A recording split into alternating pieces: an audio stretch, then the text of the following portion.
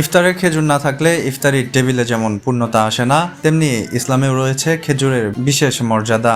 খেজুর খেতে যেমন সুস্বাদু তেমনি খুবই পুষ্টিকর। খেজুরকে প্রাকৃতিক শক্তির উৎসও বলা হয়। খেজুরে রয়েছে ভিটামিন, আঁশ, calcium, iron, phosphorus, potassium, magnesium ও জিঙ্ক, যা একজন মানুষের শরীরকে সুস্থ রাখতে সহায়তা করে। রোজার সময় ইফতারে খেজুর রাখা ভালো। পবিত্র রমজান এলে খেজুরের কদর বেড়ে যায়। রোজাদাররা খেজুর দিয়ে ইফতার করতে পছন্দ করেন। পৃথিবীতে 2 শতাধিক খেজুরের জাত রয়েছে।